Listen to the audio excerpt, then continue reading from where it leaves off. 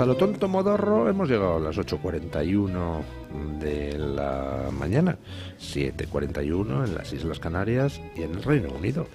Y toca empezar nuestra tertulia de lujo. Don Mario Noya, ¿qué tal está usted? Muy bien, estoy... mira, pues hace un ratito venía evocando el árbol genealógico de aquellos que dijeron que iba a ser el invierno especialmente seco y cálido en el centro de la península. Decía la Los EMET. motoristas estamos muy, de verdad, Creo que vamos a batir el récord de pluviometría de marzo de los últimos 40 años o por el estilo. Y luego llegará el verano y nos dirán que no hay agua.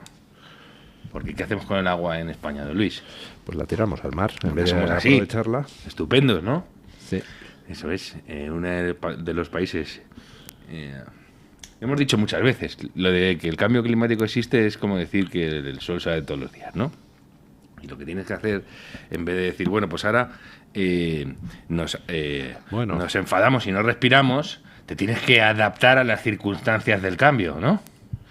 Y España tendría que hacer bastantes cuestiones a ese respecto. ¿Qué hacen los espabilados aquí? Crear refugios climáticos. ¿Sabes qué es eso, no? Que le ponen una sombrilla a un sitio en Écija para que... Con o sin subvención, es decir... Exacto. No. Exacto.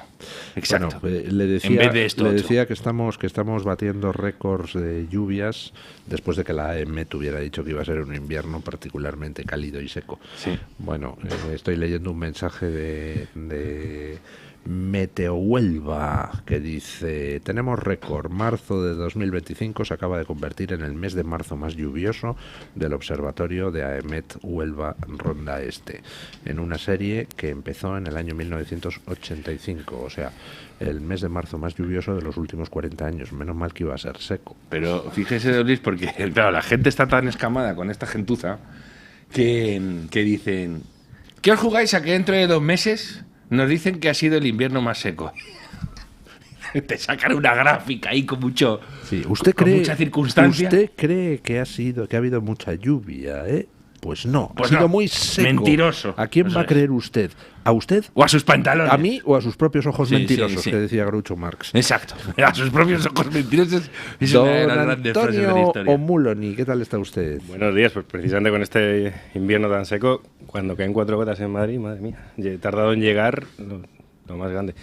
Invierno seco, sí. Veía ayer un vídeo de Canal Sur en el que contaban eso, cómo va a ser un invierno, un invierno malísimo, pero nos dirán cuando llegue la primavera, que claro, es que llueve tanto porque está tan mal el clima, está tan loco, que es que mira todo lo que ha llovido, pero va a ser peor luego. No, fundamentalmente llueve mucho por culpa de Trump. Eso también caerá. Hoy preguntamos una cosa a los oyentes: ¿cómo valoran los primeros 50 días del mandato de Trump? Muy positivamente, negativamente o muy negativamente. Pero lo llamativo es precisamente eso de los 50 días. ¿A que parece que Donald Trump lleva, pues no sé, 3 o 4 años en la Casa Blanca? Sí, efectivamente. Son solo 50 días. Está haciendo cosas, sí. Está cambiando muchas cosas. Washington la está cambiando de arriba abajo. Es una ciudad... Está cayendo un 30% la vivienda en Washington, el valor de la vivienda, de la cantidad de gente que se está yendo de la ciudad porque está perdiendo su trabajo. Porque vivía... De lobistas y de USAID vivían decenas de miles de personas en Washington, directa o indirectamente, y se han quedado sin trabajo de un día para otro. De funcionarios, gente más veterana, menos veterana, y están dejando la ciudad. Vamos, es el momento, si alguien quiere invertir en el inmobiliario, en el mercado inmobiliario en Washington, es el momento. Está vaciándose literalmente la ciudad de gente que vivía del trabajo de los demás, y se está quedando. Entonces, se está teniendo que buscar la vida por primera vez seguramente en décadas. Caramba, pues a lo mejor eso solucionaba también el problema de la vivienda en algunas zonas de España, ¿no? Sí, se me ocurre algunas, sí. Bueno, ¿qué les parece a ustedes estos primeros 50 días de mandato de Trump? Cuéntenme. Bueno, está haciendo una labor de agitación de aguas, ¿no? O de dar golpes en los distintos tableros, y está provocando que se active a mucha gente, ¿no? Y además está también haciendo pendulazos, ¿no? y desplazando radicalmente la bola de un sitio a otro. Y eso está bien, pero luego hay que ir con cuidado en algunas cuestiones, ¿no? Yo a Elon Musk, por ejemplo, le diría, compi, deja Twitter un mes no más, porque te vas a hacer pupa al final. Además, Elon Musk, como Greta Thunberg y como gente que tiene trastornos de la personalidad, que me disculpen los psicólogos si no utilizo la terminología adecuada, la exposición salvaje, la exposición pública salvaje les hace daño. Les viene bien en un primer momento si necesitan soltarse y salir de sus propias jaulas mentales y tal, pero luego dices, oye, que hay que volver también, que hay que meterse de vez en cuando en la madriguera, ¿no? Entonces yo a este le recomendaría a veces un poquito de calma. Yo, sabe usted, estaba pensando en a quién me recuerda este comportamiento de Elon Musk. Y claro, ayer me di cuenta, claro, me recuerda a Óscar Puente. O sea, Bueno. en el sentido de que Óscar Puente, recordarán ustedes que ha pasado por una fase por una fase de logorrea brutal, donde estaba ahí en las redes todo el día provocando y todo el día tal. Elon Musk está haciendo para Donald Trump, pues más o menos lo que Óscar Puente hacía para Pedro Sánchez, que es actuar de elemento provocador, actuar de elemento para rayos, etcétera, etcétera, etcétera. Entonces, bueno. Don Luis, hay un vídeo de hace un montón de años, no sé si es el móvil de Piqué, que solo hace graba su pantalla.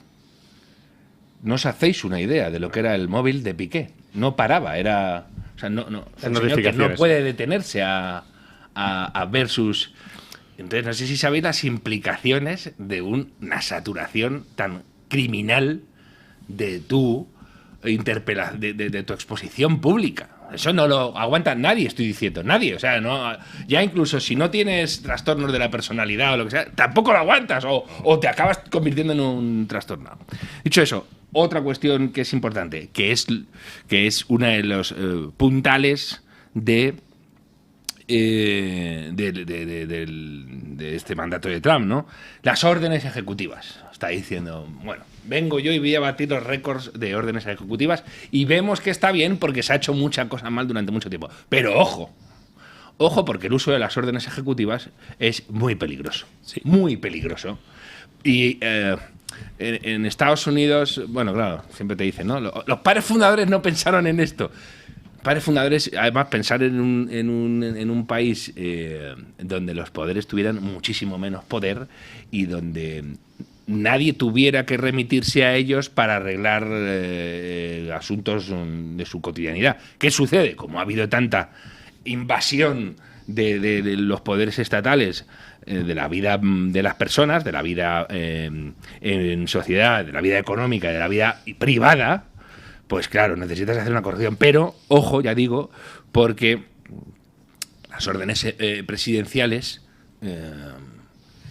están hechas para emitirse de manera excepcional, ¿no? Ha habido una invasión aún peor, que es la de las ideas europeas de que los ciudadanos somos siervos del poder y no el poder es siervo de nosotros. Sí. Que es la idea fundacional de los Estados Unidos, que se ha ido perdiendo a lo largo de los presidentes y sobre todo de la evolución, como dices tú, de los estados en la vida de las personas. Hay estados que son, con mucha diferencia, el principal agente económico en su territorio. O sea, no hay una empresa privada, ya sea por vía de la universidad estatal de turno, ya sea por vía de cualquier institución, que son, en Estados Unidos, aunque parezca mentira, con diferencia, lo público es más fuerte que lo privado en muchos estados. Claro.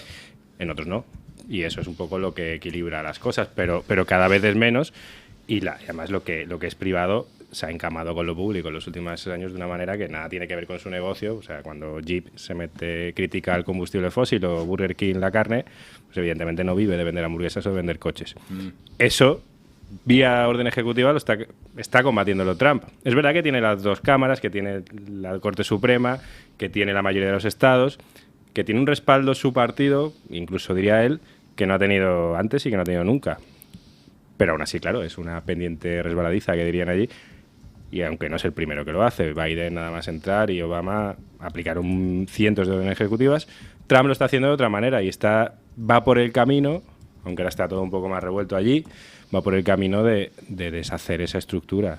Claro, va a costar, y tiene enfrente a los demócratas y sobre todo a los republicanos que no pueden ni verle.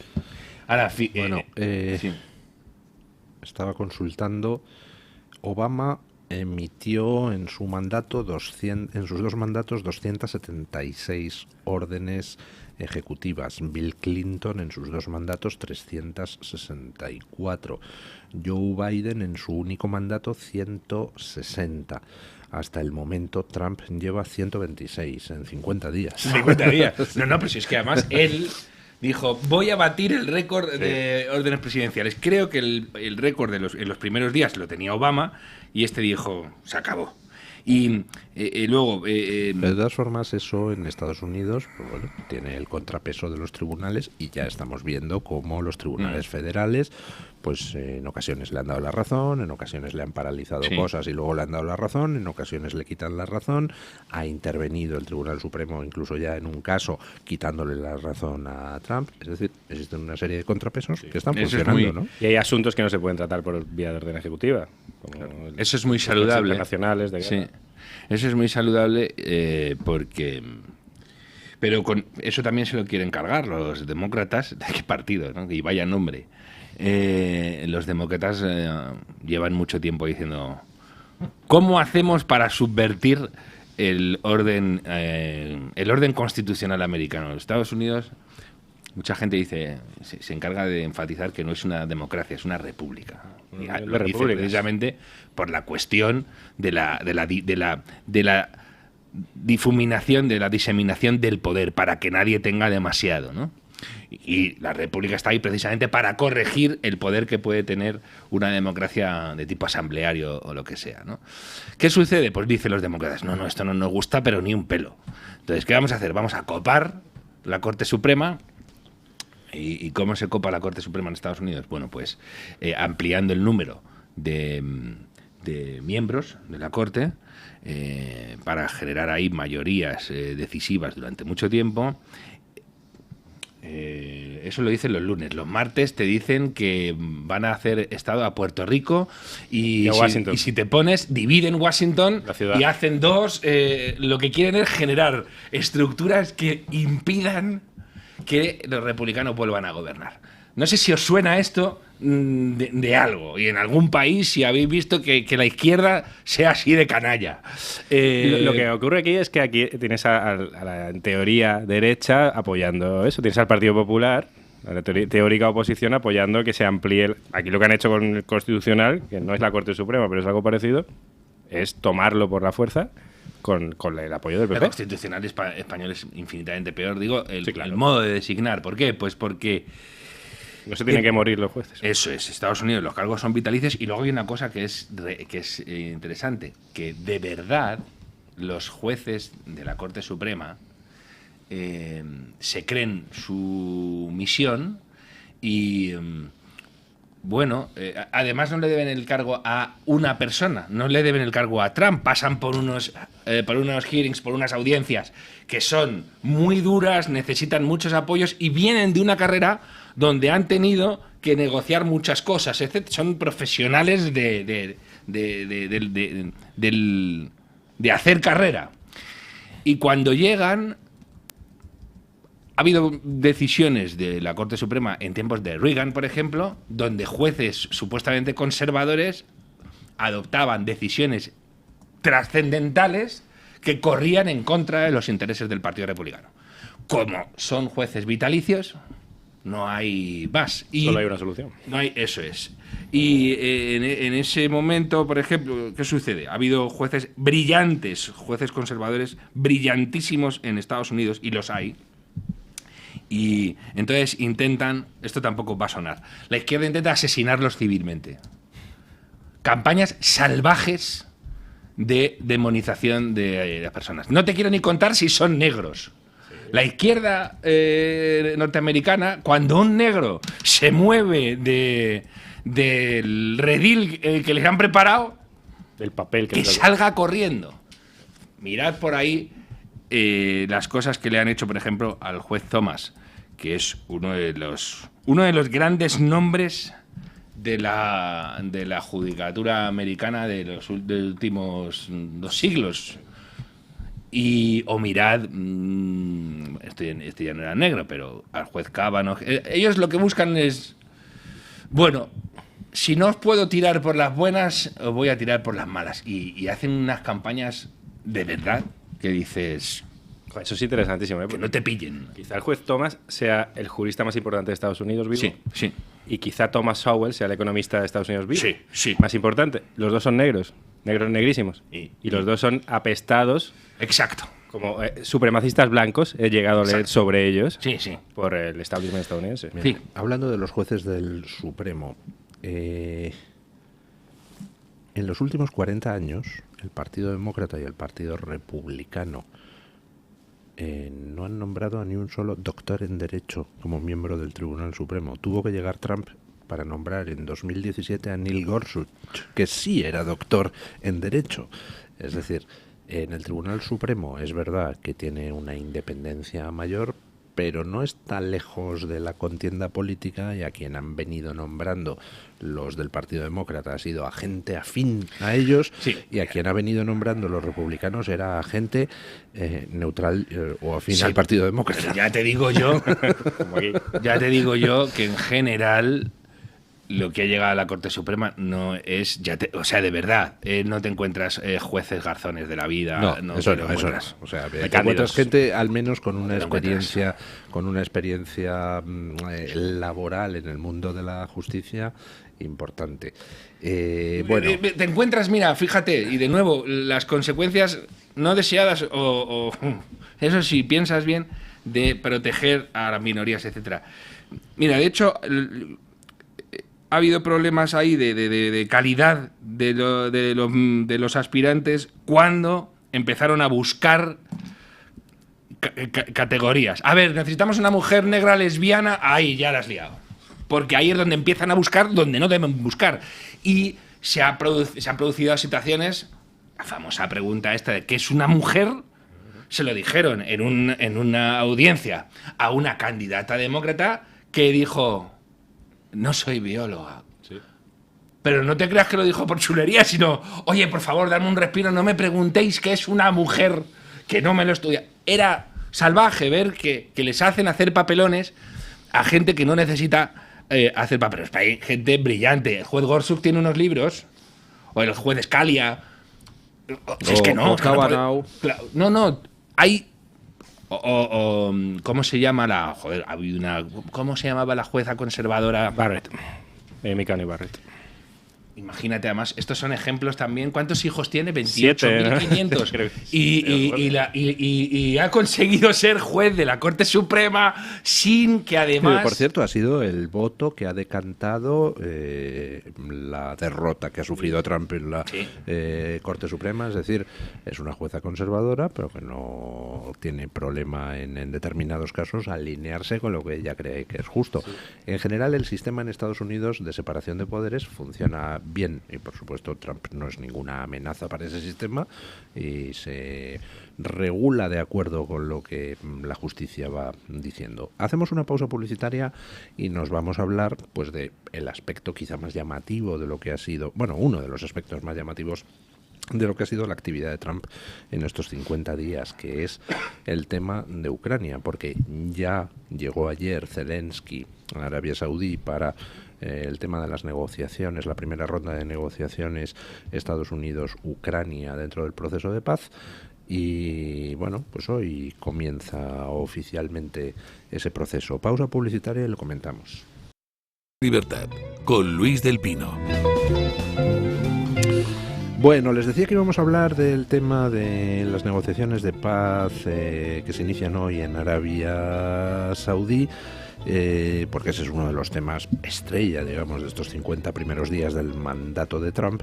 Pero bueno, hay otro tema estrella, que es todo el asunto de cómo Trump está metiendo mano a la ideología woke y cortando las vías de financiación. Y acaba de entrar don Carlos Beltramo en nuestra tertulia, así que vamos a tratar primero este segundo tema con don Carlos y luego ya pasaremos al asunto de Ucrania. Buenos días, don Carlos Beltramo. Buenos días y muchas gracias por la invitación. Saludos a todos los oyentes.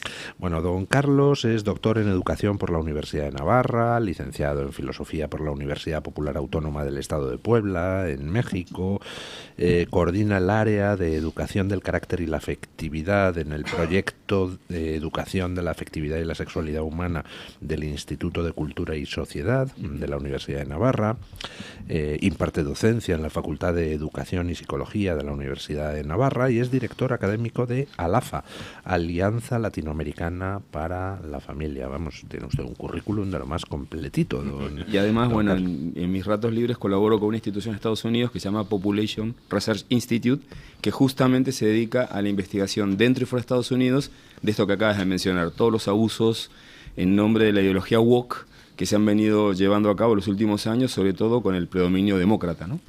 Bueno, don Carlos es coautor de los documentos Desenmascarando la Agenda 2030, Inmigración en España, Buenismo o Eficacia.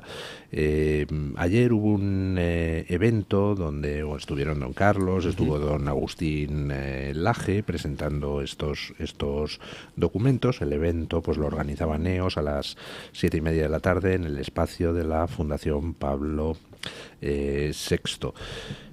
Una de las cosas que está haciendo Trump en estos 50 días es revolucionar el mundo cortando, pero de raíz, nada de reformitas tímidas. Directamente ha metido la podadora y está destruyendo todo lo que son las fuentes de financiación de la ideología woke en el mundo.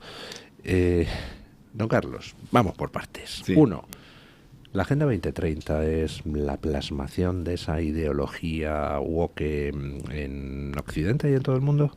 Una de las plasmaciones, digamos, ¿no? Tal vez la más saliente, la más importante, porque evidentemente la palabra agenda, nosotros ayer lo comentábamos y en el documento es una de las cosas que intentamos destacar, no es simplemente un plancito, un plan más de la ONU. Los que estudian esto, que hablan de comunicación política y demás, dicen que la agenda es la prioridad que le da una sociedad a determinados temas de acuerdo a la valencia que le da a cada uno de esos temas.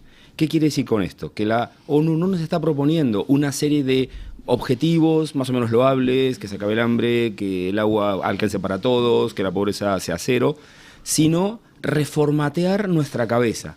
A partir de ahí, no solo es importante lo que dice el documento de la ONU sobre Agenda 2030, sino también lo que no dice. Incluso a veces es más importante esto. Por ejemplo, hace 3 menciones a la salud reproductiva, que todos ya sabemos que incluye aborto por angas o por mangas, pero no hace ninguna alusión a la familia como sujeto, vamos a decir, de derecho.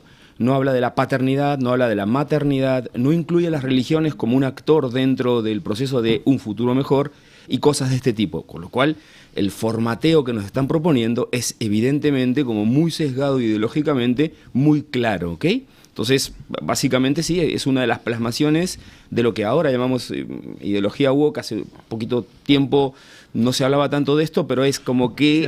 Hace poquito tiempo se lo llamaba marxismo cultural. Efectivamente, y luego progresismo. Hay variantes, hay diferencias, pero vamos, es como la misma masa ideológica de pensamiento de crear un mundo, de espaldas a la trascendencia, de espaldas a los valores más o menos tradicionales, en absoluta reforma continua, lo que le da mucho poder básicamente a los estados. Ayer una de las cosas más interesantes en la charla es cuando la moralidad personal se convierte en relativismo, el Estado tiene que crecer elefantiásicamente para que no nos matemos unos a otros. O sea, pones una ley, pones un policía. Hay una frase que se atribuye a Napoleón, aunque yo no he podido encontrarla en ninguna parte, y no sé si es una atribución espuria, que es esa de: por cada cura que quito tengo que poner 10 policías.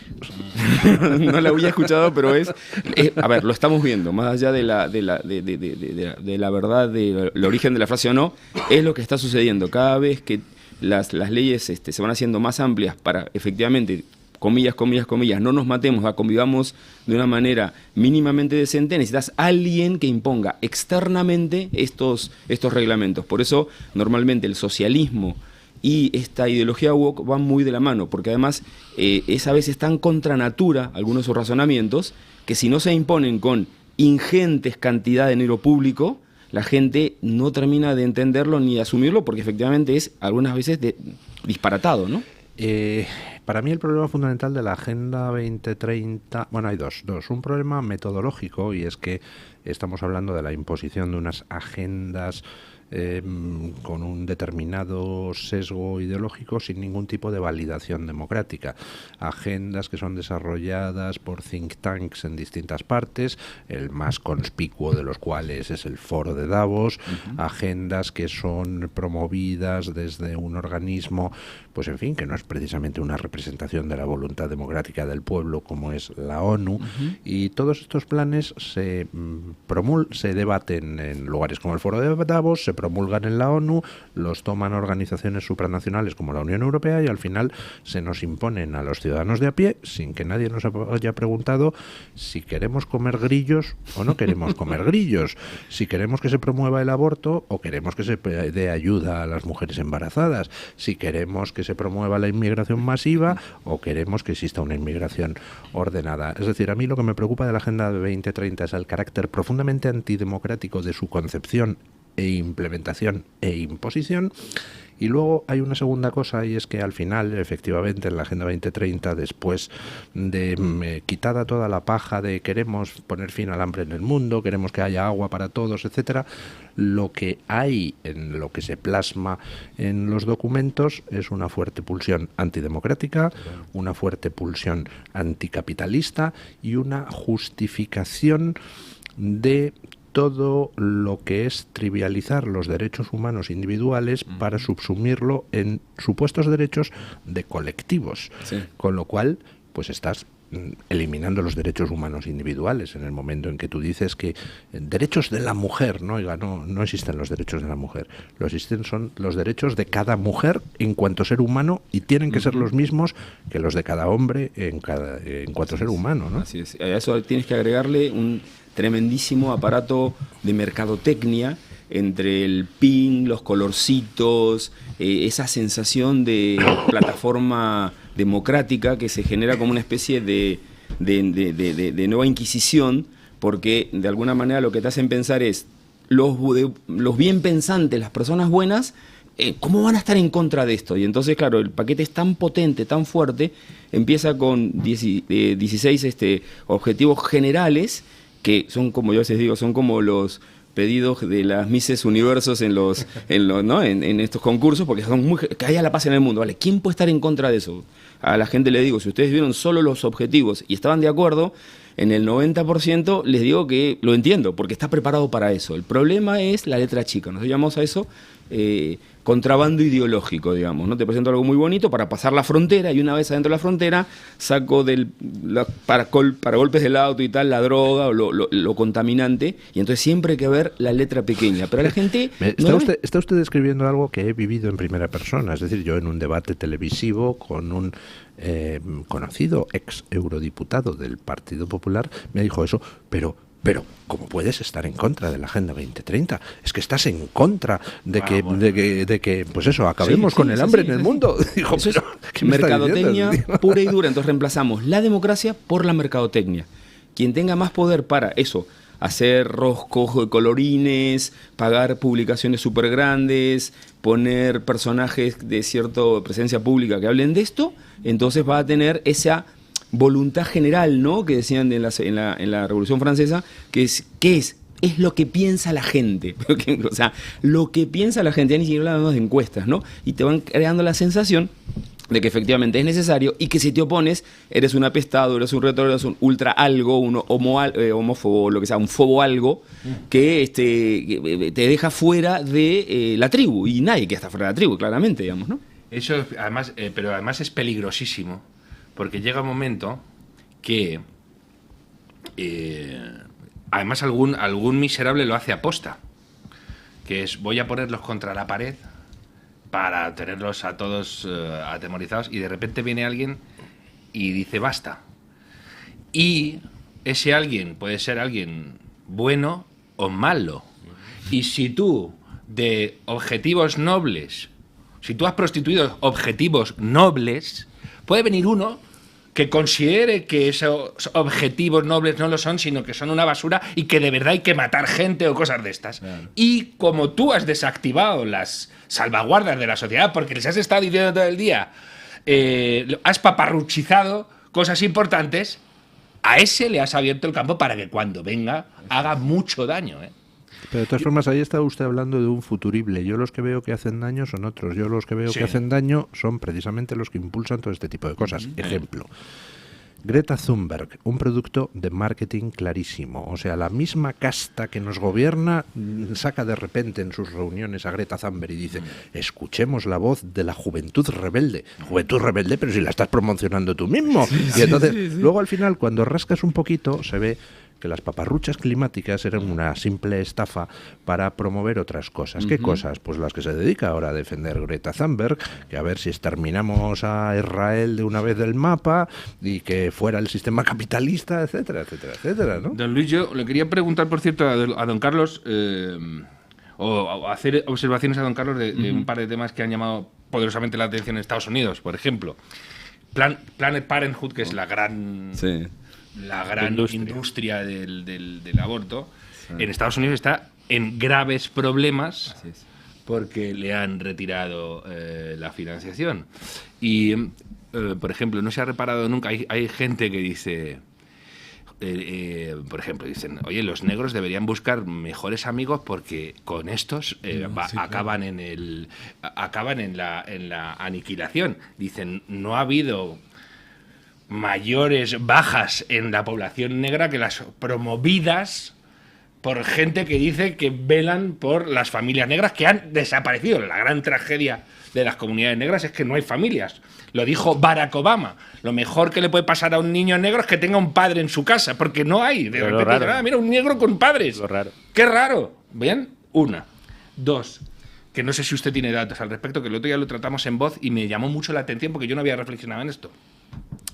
Y es que la inmigración tiene efectos perniciosos sobre la natalidad de los nativos en los sitios, porque la inmigración, sobre todo la que está preocupándonos en Occidente, que es la de avalancha, eso es, la infracualificada y la que tiene que bregar con lo que sea para poder salir adelante. ¿Qué hace? Deprimir las cifras de natalidad porque hace que se presione mucho el mercado de trabajo y de la vivienda de las comunidades nativas que lo llevan regular para poder salir adelante y tienen que competir con gente que está dispuestísima a trabajar mucho más por mucho menos. Totalmente. Y que encima viene con niños ya, ¿no? Y yo no había leído nunca, me ha sorprendido. El otro día lo dimos en Voz y me sorprendió. Sí, a ver, con respecto a lo primero, hay que decirle a la gente algo que usted ha mencionado, que Planned Parenthood nace, entre otras cosas, para ofrecerle aborto a la comunidad negra en Estados Unidos. O sea, ese fue su primer objetivo,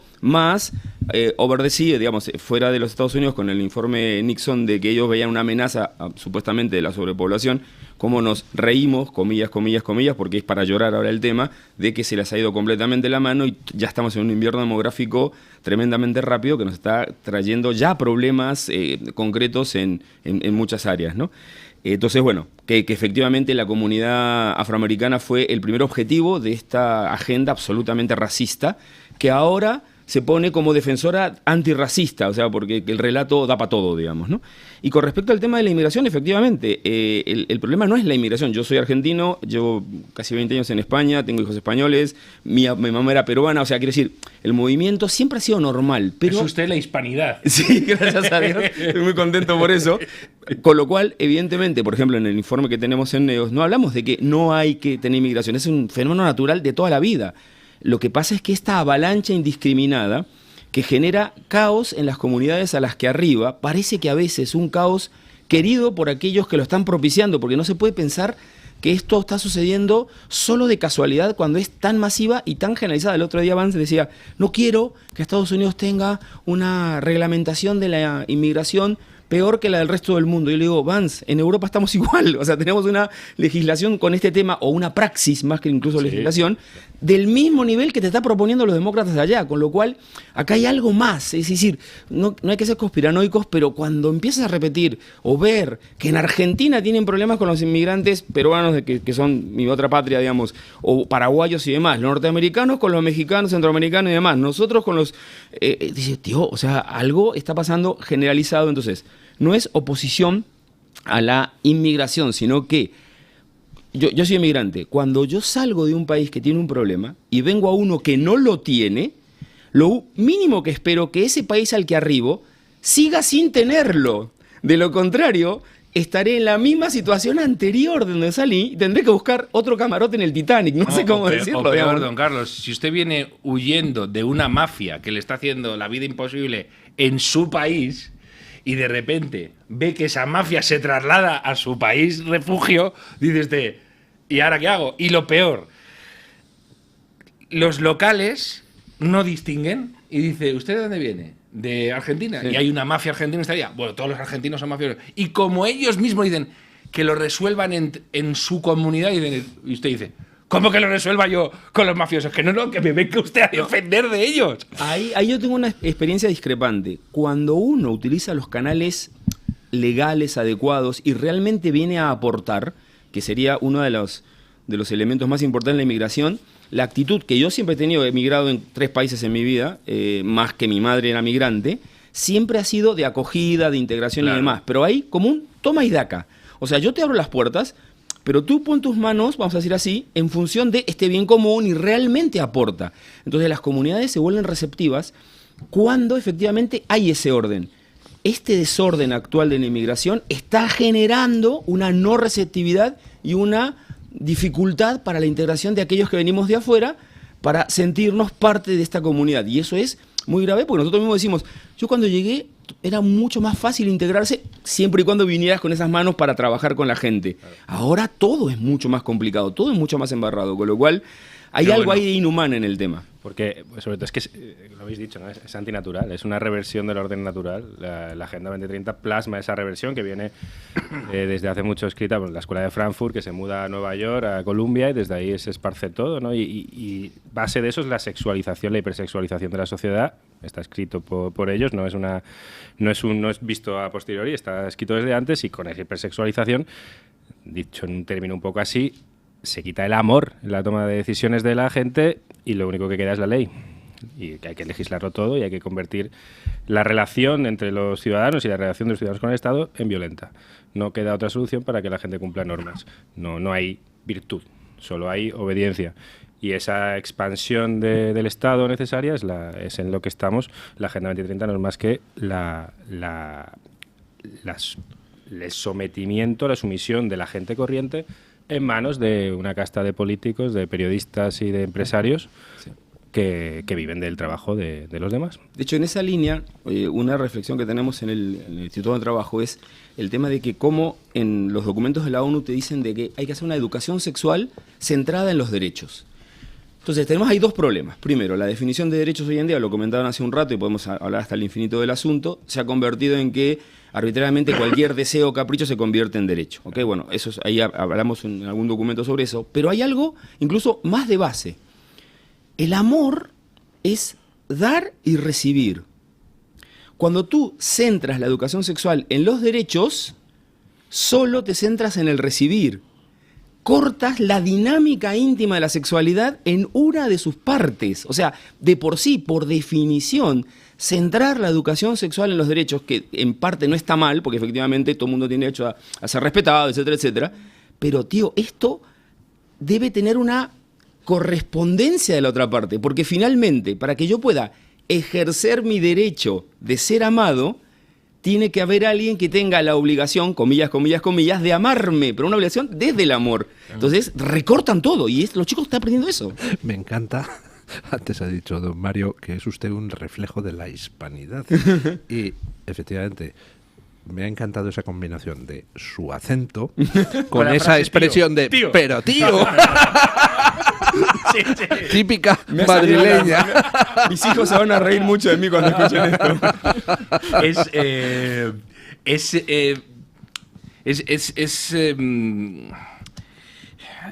alucinante porque de repente nos encontramos con que hay un discurso como muy libertario cuando se trata de generar brechas en sociedades cristianas o poscristianas, o sobre todo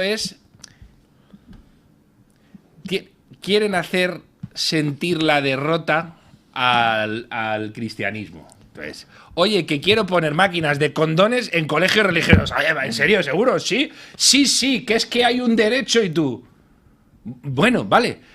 Y de repente esos mismos te hacen una manifestación en favor del hijab delante de un colegio y dices, espera un momento. O sea, no me lo hagas. Ve con todo y dices, y mañana me voy a la escuela coránica y les digo exactamente lo mismo. Sí. Entonces ahí te voy a decir, pues mira, chico, creo que se te está yendo la pera y que además te has despistado en un montón de cosas, pero por lo menos tu serías coherente, ¿no? Tiene coherencia y vienes a decir que efectivamente a la gente hay que liberarla de una moralidad cosida a una religión. Totalmente. Pero, macho, es que sois los mismos. Y de repente dices... no, Pero si hay no hagáis esto. Si hay coherencia. Sí, hay coherencia. Bueno, sí, claro, hay una coherencia. Porque la voluntad es destruir las sociedades prósperas que vienen de una tradición cristiana en la que hay una jerarquía basada en la virtud, en el mérito, en el trabajo, que tiene consecuencias positivas para la creación de familias y de sociedades prósperas, que no se da en otras civilizaciones. Y no olvidemos el aspecto fundamental de los derechos humanos. La Declaración de los Derechos Humanos es hija de la tradición judeocristiana. De los 10 mandamientos. No hay en la civilización china, no hay en la civilización islámica nada similar a esa Declaración de los Derechos Humanos, por una sencilla razón, porque la civilización cristiana es la única que sostiene que el hombre está hecho a imagen de Dios. Al estar hecho a imagen de Dios, tiene una dignidad innata que no puede ser violentada ni por otros hombres, ni por los mandatarios, ni por nadie. Ese concepto de dignidad del hombre como hecho a imagen de Dios no existe en otras culturas. ¿Sabéis qué pasa además? Que nos estamos desarmando, porque esto implica un desarme y decir, como que interiorizar que los conflictos se resuelven todos hablando, etcétera. Yo me acuerdo un día... Joder, es que no se me va a olvidar. Un niño muy pequeño, que le estaba diciendo a su madre de todo. Y la madre decía, Manolito, ¿tú crees que se tiene que...? Y yo me estaba conteniendo a mí mismo para no hacer de Manolito un Manolito. Y entonces lo que te encuentras es que, por desgracia, o sea, tú de nuevo ves ese marco y dices, pues sí, venga, vamos a ir todos juntos. Y que es un sueño, una aspiración humana siempre de que seamos todos hermanos y que nos llevemos bien con los lobos y con las gallinas, etcétera. Bien, ¿qué sucede? Que te desactivas con tipos que no están en eso. Pongo un ejemplo, que parece que me desvío, pero no, y lo he contado alguna vez. Bruce Bauer, que es un intelectual recomendabilísimo norteamericano, era un liberal, homosexual... liberal en el sentido americano, es decir, progre. Además, con esa sofisticación de los intelectuales liberals progres de la costa este y tal, y gana George Bush hijo y dice, yo me voy de Estados Unidos porque se va a convertir en Jesus Land y yo no quiero vivir aquí, me voy al paraíso socialdemócrata europeo con mi marido y tal. Y se asientan en Ámsterdam y van un día de la mano por Ámsterdam, por el paraíso liberado, y le pegan una paliza al marido unos musulmanes. ¿Qué quiero decir? Tú te has desarmado porque tú has dicho, ya he vencido. Aquí le he dicho a la iglesia que me respete, que puedo ir de la mano con mi... Todo está ya, nadie me pone en cara, me echa en cara nada porque esto está todo racionalizado y han dicho, pues es verdad, tienes derecho a hacer lo que quiera. Y de repente viene uno y te pega un puñetazo en la cara. Que es lo que dice Mike Tyson. Todo el mundo tiene un argumento hasta que te pegan un puñetazo en la cara. Sí. ¿Y ahí qué haces? Y ahora tenemos a lobos entre nosotros que están diciendo, uy, la que voy a liar no en cuanto sea mayoritario, en cuanto tenga una masa crítica de gente que pueda ordenar todo el rebaño. Eso sabe usted dónde se plasma muy bien. Por ejemplo, en el debate sobre el hijab. A mí mi intelecto me dice, oiga, cada uno que vista como le dé la gana, ¿no? Y si una mujer en España pues quiere ponerse el hijab porque se lo manda a su religión o porque ella quiere presumir de su religión o porque es una costumbre de su familia, oiga, pues que lo haga voluntariamente. Claro, eso es lo que me dice mi intelecto. Y yo siempre he defendido la libertad de llevar el hijab. Pero claro, eso en cierta ocasión alguien me hizo ver un argumento que pervierte esa visión intelectual y aséptica, que es, eso está muy bien, la libertad de la mujer para llevar el hijab. ¿Qué pasa en el momento en que en tu barrio, no en tu país, en tu barrio tú tienes a un 20% de mujeres llevándolo y tienes a 2 docenas de musulmanes un poco exaltados? Y entonces sales a la calle sin tu hijab y te llaman puta. Y entonces dices, ¿esa mujer tiene libertad para ponérselo? ¿Sí? ¿En serio? Pues no, se lo termina poniendo porque la presión social empieza, una vez pasada una cierta masa crítica, a empujar en favor de ese tipo de cosas. Entonces, el debate intelectual, el mirar las cosas desde fuera, pues a veces adolece de una falta de pragmatismo y de considerar cómo es la vida real de la gente en los lugares donde los fanáticos empiezan a dominar, ¿no? Claro, el tema es que no hay debate. El tema es precisamente yo tengo más o menos la misma inquietud y he estado reflexionando y digo, esto está abierto, pero te lo ponen como cerrado. Hay que respetarlo, ¿por qué? Porque sacar las cruces de las aulas o de los lugares públicos y demás, ya también es como un dogma de no me agredas y tal, cuando no tiene ninguna intención de esa y tampoco ha habido un debate, con lo cual evidentemente es una lógica de amigo-enemigo. Y estos, de momento, son mis amigos, aunque no me dé cuenta que efectivamente esté metiendo el lobo en casa. Y estos otros, a nosotros los cristianos, con todas sus pretensiones o con sus aportes, son el enemigo. Y como diría el general Perón, mi paisano, para los amigos todo, para los enemigos ni justicia. Claro. Y entonces con esa lógica, lamentablemente, estamos básicamente en la picota y somos el enemigo a vencer cuando ellos no se dan cuenta que en el fondo están erosionando las bases culturales y morales de esta civilización. Es la idea de hacer un documento como el que hemos hecho es básicamente decir, gracias a Trump, gracias a Milei, gracias a todos estos, se está rompiendo el cerco. Es hora de proponer cosas nuevas. ¿Dónde puede encontrar la gente estos documentos? Se puede meter en Neos, no tengo ahora la página. Creo que es fundacionneos.org, ¿no? Y si no ponen en Amazon, Carlos Beltramo, ahí tengo unas publicaciones y sale porque está gratuitamente para bajarlo en PDF, pero como nosotros los boomers leemos en papel, lo hemos puesto en Amazon por un precio muy muy pequeño, el más pequeño que nos permite Amazon, y uno se lo puede encargar y te lo traen a casa en 3 días el informe sobre la Agenda 2030. Pues si se lo quieren ustedes descargar gratuitamente, entren en neosfundación.es y ahí pues encuentran ustedes la referencia a estos informes. Y si no, pues eso, en Amazon, Carlos Beltramo, con M. Eso es, que la entonces, gente se pone pues, con si lo M, quieren sí. en papel, pues como nos gusta a los boomers, pues nada, lo hacen. Sí.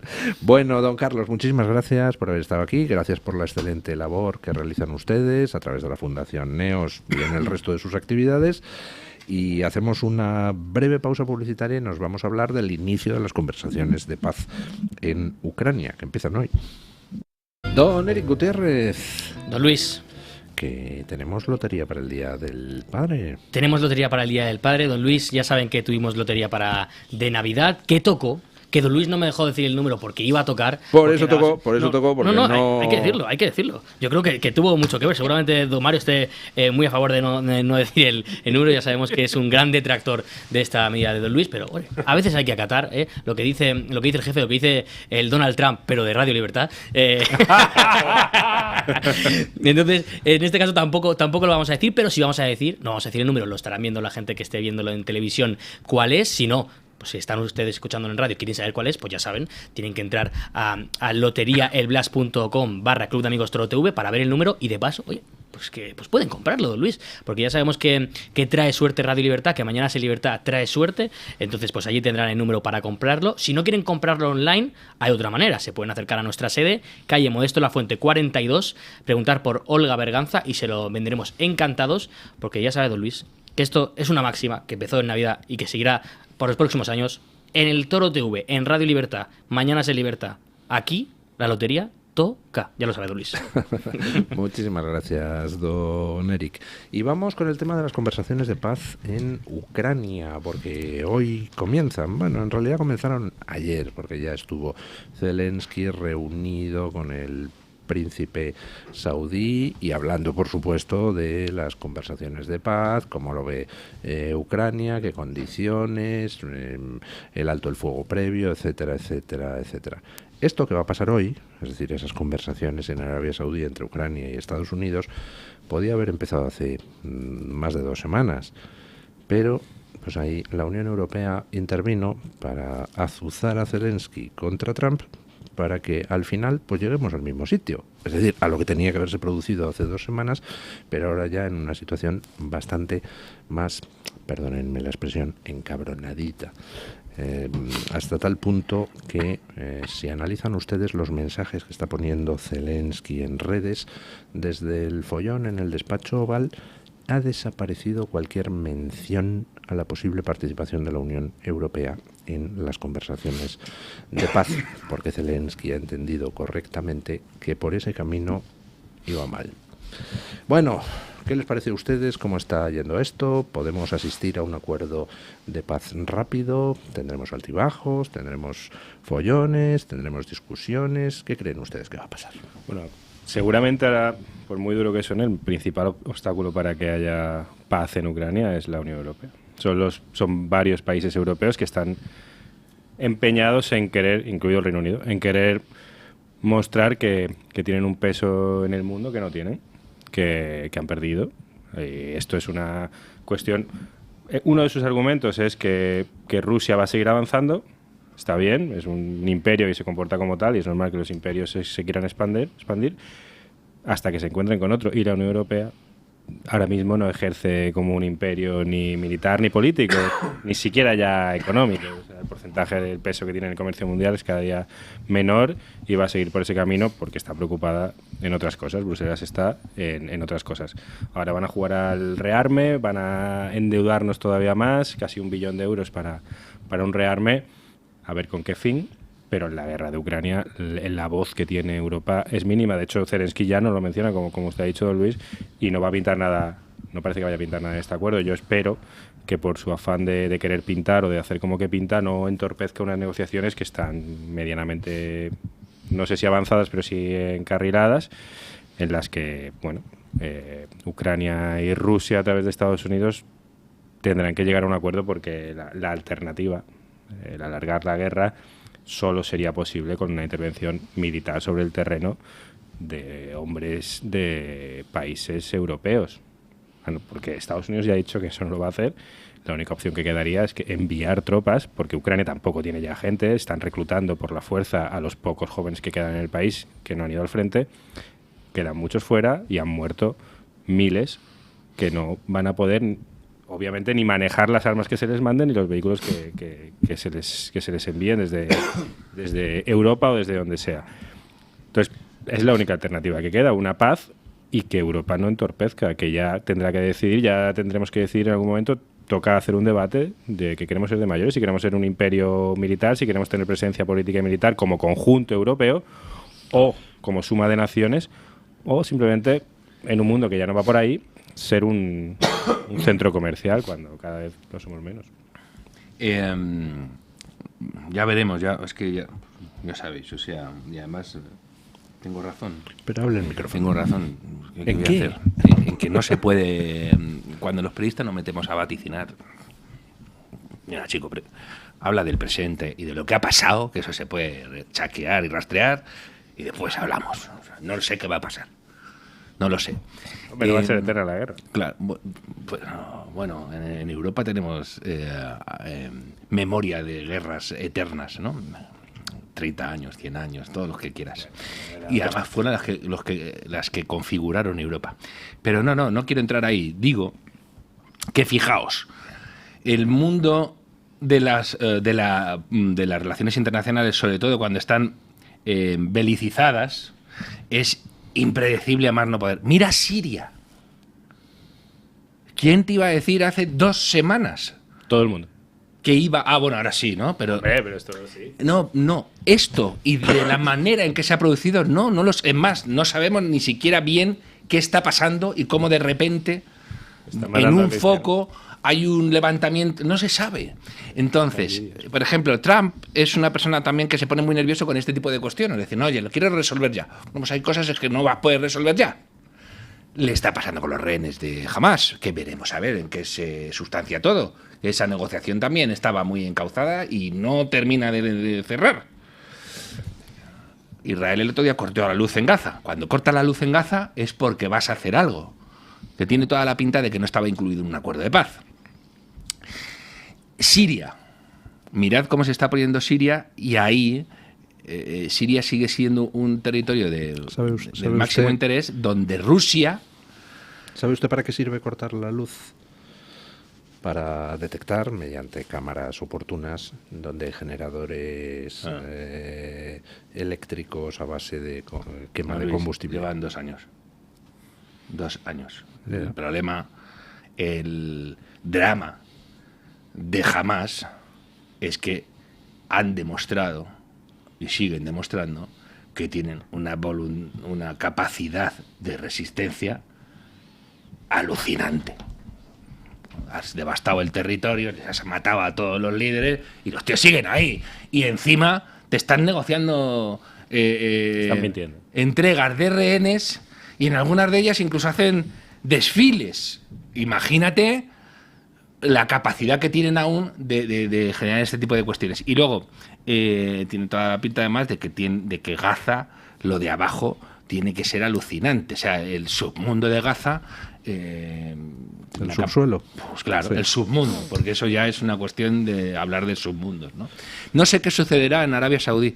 Y lo que sí que es cierto es que, de nuevo, ahí Trump ha pegado un golpe, ha agitado el avispero y se ha visto... se han visto ciertas cosas no del todo agradables. Y luego Europa tiene el gran problema de que no sabe qué hacer consigo misma. Incluso... ¿Sabe usted por qué eso es un problema? Porque Trump sí sabe qué quiere hacer con Europa. Trump en estos momentos está orillando, ninguneando, despreciando, marginando, ignorando deliberadamente a Ursula von der Leyen y a la Comisión Europea. Han quedado expulsados de todo lo que es el mapa geopolítico mundial. O Europa nombra a otra Comisión Europea, es decir, pone al frente de Europa a alguien que no sea un perfecto imbécil, o Europa no va a pintar absolutamente nada. A ver, el cordero aquí yo creo que es saber si Donald Trump cree de verdad en el vínculo transatlántico, si cree que la relación de Estados Unidos con Europa es estratégica, no con un país, sino con Europa. Si se parece en algo a la relación que tiene Estados Unidos con Israel. O la de Trump, el valor que da Estados Unidos, Trump, Son no diferentes, Vance, son Trump diferentes. a Israel, etcétera. Entonces, ahí es la clave. Saber qué quiere Estados Unidos, o qué quiere Trump de Estados Unidos. Y fijaos, a mí hay una cosa que me generaba altas expectativas y es... Ha ganado Milei en Argentina, ha ganado Trump en Europa, en Estados Unidos. En Europa no hubiese ganado. En Europa, fijaos, builders y tal, que resultados extraordinarios. Y dices, aquí hay una ola que, si se aprovecha, puede transformar positivamente Europa. Y Europa ha reaccionado a este estado de cosas de una manera muy negativa para la propia Europa. Los líderes europeos. Los líderes europeos, sí, eso es lo que... Claro, el problema es lo que... Yo no sé si no ha querido hacer un guiño deliberadamente, pero el drama es que los europeos se enroquen en ese tipo de posiciones y además la Unión Europea tiene mucha capacidad para sortear cualquier control democrático y seguir aferrándose a posiciones que nos pueden hacer muchísimo daño. Claro. Eso es otro Don Antonio. problemón. Es que esa es la cuestión, que los europeos no queremos alargar una guerra que parece que los líderes europeos, buena parte de ellos, sí quieren alargar. En Reino Unido, Alemania, Francia están en alargar una guerra o en al menos querer intervenir de alguna manera, cambiar el escenario para que puedan hacerse la foto en una paz en la que no están pintando nada y en un panorama internacional que no pinta nada. Yo no creo que Trump, ni muchísimo menos, haya quiera renunciar a la relación transatlántica de Estados Unidos con Europa. Lo único es que el interlocutor que se encuentra Trump es mucho menos legítimo que él. A Trump sí le han votado los estadounidenses, sí hay instituciones elegidas por los ciudadanos. Aquí a von der Leyen no la ha votado nadie. Y a muchos de los presidentes nacionales que que no han ganado las elecciones además, o tienen un apoyo, unas coaliciones muy complicadas, porque hay una opción patriótica que va subiendo en todos los países y que está siendo ignorada por ahora hasta que sea mayoritaria y tenga otra voz. Esos líderes tampoco están autorizados para hablar en nombre de los europeos. Y claro, Trump no tiene esa contraparte. Trump no ha dicho que quiere acabar con la OTAN, lo único que ha pedido es que sus socios paguen esa defensa. Llevamos medio siglo con nuestra defensa como europeos y ahora que hay una guerra cerca lo estamos pagando porque no tenemos posición en el mundo. Nuestra defensa subcontratada a Estados Unidos. Es verdad que al principio Estados Unidos estaba encantada de subcontratar esa defensa y de que Alemania, por ejemplo, no tuviese ejército. Sí, pero a mí me eso ha gustaría, cambiado. José Antonio, por ejemplo, mira, hay gente que no es sospechosa de ser antieuropea, que de hecho para algunas cosas son la mejor Europa, que es la antigua Europa comunista. La antigua Europa comunista, a la que hemos tratado con tanta condescendencia durante tanto tiempo, como saben mucho lo que es la libertad y lo que es que te gobiernen desde un poder imperial, Lejos, sí. necesitan seguridades de que no le va a volver a pasar eso. Y Trump tiene muchísimas herramientas en su mano para decir a los que de verdad están tiritando ahora con toda la razón del mundo, chicos, no os preocupéis, que no vamos a dejar que vuelva a caer un telón por ahí. Ese es el problema que veo, que yo creo que él es perfectamente capaz de distinguir la morralla que hay en Bruselas de la gente que tiene ansiedad real con que este nuevo orden convierta Europa en un pelele. Claro.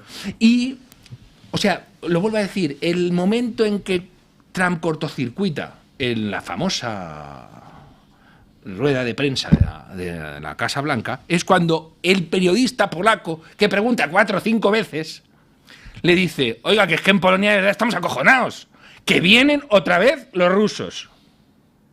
Y a él no le entra, él está como diciendo, pero si os estoy ofreciendo un acuerdo. Él va a unas claves de negociación y económicas que él considera muy claras para garantizar la seguridad de Europa. Ni siquiera entra, le dice, pero chicos, con americanos ahí perforando, ¿tú te crees que va a venir este tío con los hombres de verde a...? Él va a un marco que los Don europeos Mario, de esa zona no lo acaban de ver. ¿Me permite que le llame la atención sobre el error en su razonamiento? Usted dice, es que los polacos están acojonados porque un periodista polaco le preguntó en la Casa Blanca a Trump o porque el gobierno polaco se ha enzarzado en una discusión con Elon Musk a través de Twitter. No, vamos a ver. Si un periodista de El País español pregunta en una rueda de prensa de la Casa Blanca o si Pedro Sánchez se enzarza con Elon Musk en una discusión a través de Twitter, eso no quiere decir ni que los españoles estén acojonados, claro que no, ni que España esté en contra de nada. Entonces, pero no confundamos los polacos con los medios polacos. Mira, os y comento con una el cuestión. gobierno No polaco. creo que haya pueblo más proamericano, quitando al polaco, en esa zona de Europa, que el ucraniano. En ese país necesitan, como el agua, saber que sentimentalmente, y esto no es sentimentalizar la política, aunque parezca paradójico, Estados Unidos está en la misma longitud de onda que ellos. Es más, cuando tú vas y oyes, no, el Maidán a financiación solo... Oye, que no me contéis películas. Que había media Ucrania pasando un frío de escándalo a 10 bajo cero el día que mejor en una puta plaza porque les estaban robando el país. Si tú, en Estados Unidos, no eres capaz de mandar el mensaje de chicos, que sé lo que me hago y que tengo que negociar con unas élites que son una banda de mangantes y corruptas y todo lo que tú quieras, sin dejaros tirados, va a haber un problema, porque eso es un problema de percepciones de... Repito, si se está en la misma liga, si se está en el mismo barco, etcétera. Pero de nuevo, y digo que no, la pregunta, o sea, que la clave no es que el periodista dijera eso, sino que ese feeling está muy extendido en buena parte de los países que han padecido el yugo soviético. Pero fíjate el feeling que hay extendido, Mario, que en Polonia Morawiecki perdió las elecciones en buena parte por su beligerancia al mismo tiempo contra Rusia y contra la Unión Europea, al mismo tiempo. Y llegó Donald Tusk, que es el gran enemigo de los polacos ahora mismo, un tío que encierra a jueces, que va a su casa y los registra, que está subvirtiendo la democracia en Polonia. Donald Tusk. No es Donald Trump, es el polaco. Donald Mira Rumanía. Tusk, sí. O Tusk. En Rumanía lo que está pasando, que al favorito, al candidato que quieren los rumanos, le han prohibido participar en política el resto de su vida desde Bruselas, no desde Washington, desde Bruselas. El enemigo está aquí, está dentro, no está en Washington. Es nuestra responsabilidad, como cada nación y como europeos, si hace falta, cuidarnos de nosotros mismos. No estar siempre dependiendo de nuestro primo de Zumosol, que mira por sus intereses, como es lógico. Que tiene ha tenido una labor ancestral de defensa de Europa, vale, está bien, pero también nos toca defendernos a nosotros. Y lo que está ocurriendo en Europa del Este va muy por ahí. Víctor Orbán tiene claro que alargar una guerra es negativo para los intereses de esos países. No tiene tan claro Francia, que está más lejos, o otros países que están a miles de kilómetros. Los que están cerca no quieren guerra. Rumanía iba a votar, o votó a Georgiescu, que no quiere más guerra. Los rumanos no quieren más guerra. ¿Os acordáis de cuál era el candidato contrario a la guerra en Ucrania? Porque como os lo diga... Bueno, pues ya no. ¿Os acordáis o no os acordáis? Zelensky. Macho. Bueno, Sí. Es que ellos ven esto. Por eso yo entiendo cuando este se pone pesado y dice que me garantice, tío.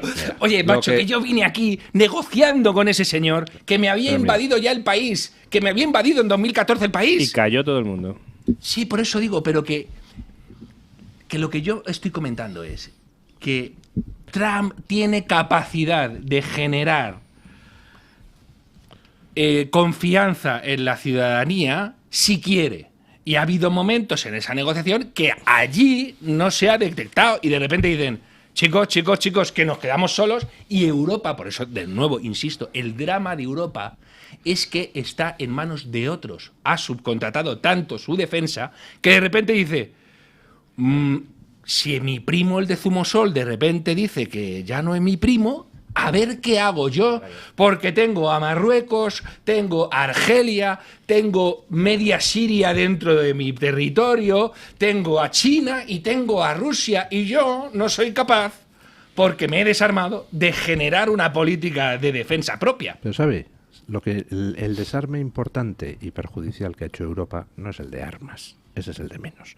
El desarme es el desarme moral. Totalmente. Entonces, pues Europa, hasta que no se encuentre a sí misma, no podrá intentar pintar nada en ninguna parte, porque alguien que no se respeta ni a sí mismo, como muy bien dijo Vance en la conferencia de Múnich, es imposible que se haga respetar por otros. Don Eric Gutiérrez viene con la respuesta a la pregunta que hemos planteado a los oyentes. Plantee primero la pregunta, que se pronuncian nuestros dos tertulianos, don Antonio Muloni, que acapara hoy la tertulia, y don Mario Noya, que no ha podido apenas hablar. Claro. Pues don Luis, hoy les hemos preguntado a los oyentes cómo valoran los primeros 50 días de presidencia de Donald Trump en Estados Unidos. Les dábamos 4 opciones: muy positivamente, negativamente y muy negativamente. No sé qué dirán los tertulianos. Positivamente, y espero que sí, que tienda a muy positivamente. Me quedo con lo que ha dicho. También. Sí. Además, como lo ha dicho. Positivamente, en la esperanza de que evolucione hacia muy positivamente. Pero positivamente. Han votado. ¿Y qué vota la gente? Pues la gente, el 57% de las personas que han votado en la libre encuesta, la valoran muy positivamente. Se queda con un 32% el positivamente. O sea que digamos que el 89% lo valora o muy positivamente, que es el 57%, o positivamente, que es el 32%, o sea, alrededor del 90%. En tercera opción quedan negativamente, con un 6%, y muy cerca, con un 5% muy negativamente. O sea que entre las dos opciones sería alrededor de un 11%. Entonces, bueno, digamos que 9 de cada 10 oyentes lo valoran positivamente y 1 de cada 10 pues no está de acuerdo con algunas de las políticas que está haciendo Donald Trump. En los comentarios nos decían algunos qué políticas no les estaban gustando. Por ejemplo, dice Español Fernández, con sus sombras como los aranceles y la guerra de Ucrania, pero muchas luces como las políticas anti-woke. A Español Fernández pues no le gusta esa política arancelaria. que no está llevando a cabo del todo, sino que en muchas ocasiones está siendo como una forma de negociar, y la guerra en Ucrania pues tampoco le está gustando como la está llevando. En cambio, las políticas anti-buque, como dice él, sí que le están gustando. Por ejemplo, Simanares nos dice: desde luego con Trump no nos vamos a aburrir. Eso lo desde luego. Eso lo comentábamos esta mañana Don Luis y Ha yo. trabajado más en 50 días que otros presidentes estadounidenses o no en 4 años. Ahora, lo que sí que hace Trump en esto es hace saltar por los aires el sabiondismo. Política arancelaria. Que no me recites el libro. Que porque te vas. No, ha llegado y ha reventado temas. Me dicen, no, esto solo se puede encauzar de esta manera, de esta otra. Bueno, pues vengo yo y te lo saco de otra manera. Lo que ha dicho ahora don Eric es muy cierto. La política arancelaria se está demostrando que no es una política arancelaria de un tipo que diga creo trascendentalmente en los aranceles y que voy a poner... No, lo está viendo, está negociando, está diciendo con México está clarísimo, con Sheinbaum, ¿no? Oye, ¿qué pasa ahí abajo? ¿Ponemos orden ahí abajo? ¿O no? Y encima eso le hace un favor inmenso a México, porque lo que está dejando de ser un país es México, no Estados Unidos.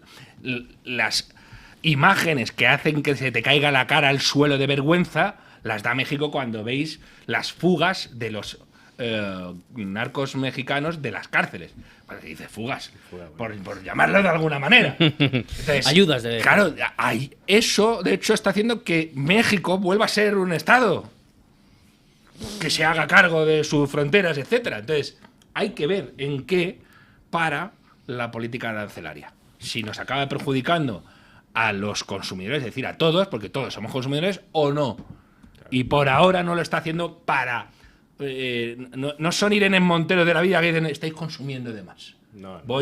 Tenemos que decrecer. No está haciendo eso, está todo lo contrario, está intentando activar una economía y de una manera muy formal, que no vaya por lo informal. No quiere que Estados Unidos se convierta en una economía donde todo funciona en negro.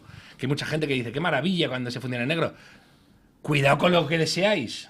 Cuidado con lo que deseáis. ¿Qué más comentarios, don Eric? Don Luis, le leo un par más. Fabindi nos dice, desde luego, está cumpliendo su programa electoral, cosa que en España no existe.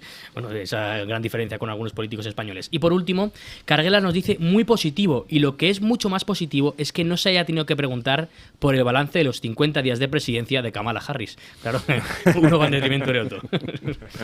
Bueno, muchísimas gracias, don Eric. Gracias a todos los oyentes que han participado en la encuesta. Muchas gracias, don Antonio Muloni. Muchas gracias, don Mario Noya. Y ponemos fin a la tertulia con nuestro amigo don Paco Linares, que hoy quiere recordar el 11M. Se cumplen 21 años del mayor atentado terrorista que hemos sufrido. Y don Paco viene a decirnos que, por desgracia, la justicia y el poder demasiadas veces van en España de la mano. Buenos días, don Paco. Efectivamente, hace 21 años... Tal día como hoy, el 11 de marzo de 2004, en vísperas de unas elecciones, tuvo lugar un múltiple atentado contra civiles que causó 192 muertes y miles de heridos. Buenos días, don Luis del Pino. Gracias. En principio, casi todos creíamos que había sido ETA. El PSOE reaccionó y le echó la culpa a los islamistas por el apoyo de Aznar a los aliados. Con motivo de aquella matanza de niños, jóvenes de todas las edades y mutilaciones de cientos, don Luis del Pino observó muchas contradicciones y falsas afirmaciones, y escribió 3 libros muy interesantes sobre este suceso. El primero fue Los enigmas del 11M, el segundo, Las mentiras del 11M, y el tercero, el 11M golpe de régimen. Hago un paréntesis.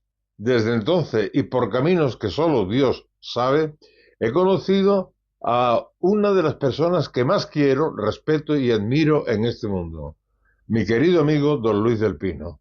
Un lujazo. Prosigo. Don Luis ahora siempre recomienda otro libro escrito por don Ignacio López Bru, que reúne y amplía diferentes reflexiones, las cloacas del 11M. Hechos que los más jóvenes deben saber y los mayores debemos recordar en honor de tantísimas víctimas torturadas y asesinadas. Este libro, Las cloacas del 11M, le recuerdo algo de lo que escribió a modo de prólogo en este trabajo don Gabriel Moris, que en paz descanse. Puede resultar extraño para un lector no iniciado en el tema abordado en este libro y habiendo sido olvidado oficial y mediáticamente, aparezca para describir y enjuiciar libremente lo que ocurrió. Al pedirme el autor un prólogo, se refiere a López Brum, para el libro que lleva el título Las cloacas del 11M, pensé inmediatamente, ¿quién soy yo para hablar de algo que desconozco? La lectura del índice y su contenido me han permitido descubrir que el padre de una víctima, que lucha incansable e infructuosamente por conocer la verdad, reclamar la debida justicia, así como las adecuadas medidas preventivas para que el pueblo español no vuelva a sufrir en su carne el desgarro de un atentado terrorista o un crimen de Estado o lo que sea. El año pasado se cerraron en falso las investigaciones, pero todo el que tenga algo de sensibilidad y de corazón debe saber y recordarles a las víctimas, recordar a las víctimas que seguimos con ellos. Mañana más y mejor. Punto final.